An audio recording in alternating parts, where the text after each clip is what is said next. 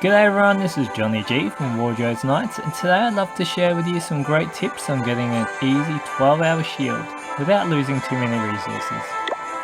My first tip is to be in an active clan. Players don't need to have high level troops as long as they donate when you request. I generally use my clan castle for defense and sometimes in clan wars. As you can see on my base layout, my clan castle is central to my storage buildings and my town hall.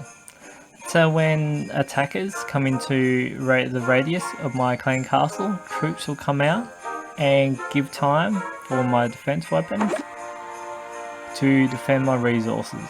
Unfortunately, with the poison spell, this plan sometimes doesn't work for obvious reasons. My second tip is to be in the lower league. Before the update, I was almost in Masters 3, but I dropped back to Silver, and sometimes I go even as low as Bronze. To get a shield, what you want to do is to encourage lower level players that are farming for resources and trophies to attack your base. Once a player uses all their troops and destroy at least 30% of their buildings, that's when 12-hour shield is activated. My third tip is to save one type of resources. For me, I'm saving Dark Elixir to upgrade my Archqueen. I spend my excess gold and elixir on upgrading my walls. My fourth tip is quite important. This is what I call the hot chick strategy. What you want to do is to encourage a player to destroy at least 50% of your buildings or to drop all their troops. As you can see from my base layout, I've spread out my gold mines and elixir collectors and mix them in with non-resource buildings.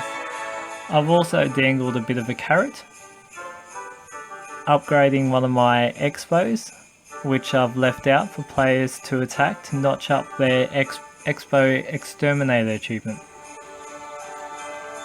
Players that attack my base generally think that it's easy to loot and are prepared to commit between half to almost all their troops to attacking my base. From my spread out buildings, it gives a total of 47% damage, and some of the buildings are within the range of my defense weapons. There's two reasons why I've done this. One, if players want trophies, it encourages them to drop all their troops. And the other reason, since players generally have all their troops spread out, they either surrender or try a strategy that leaves them with only enough troops to take out 50% of my buildings, which gives me the shield. And since I'm in a lower league, I'm not too worried about the trophy loss. Let's take a look at my latest defense attack to see my theory in action. As you can see, this player is only attacking with barbarians and archers. And the first thing they attack is my expo.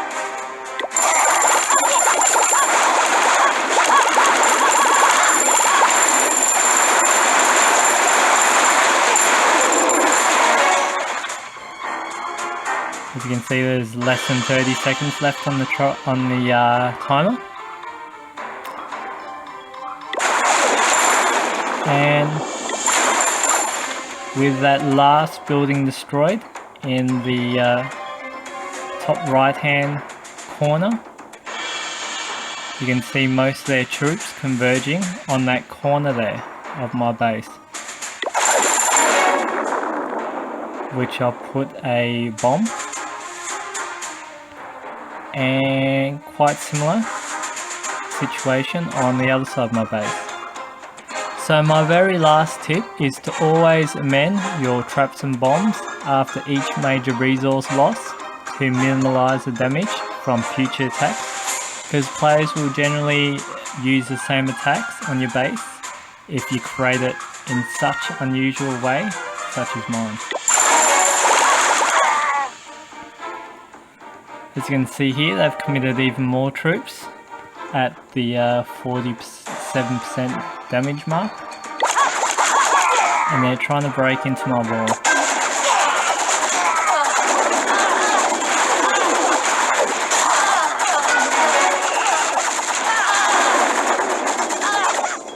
Now the damage has reached 50%. They've got two choices here: commit more troops or end the game. And as you can see from the 4-second mark, once the last archers were destroyed, they decide to end the game.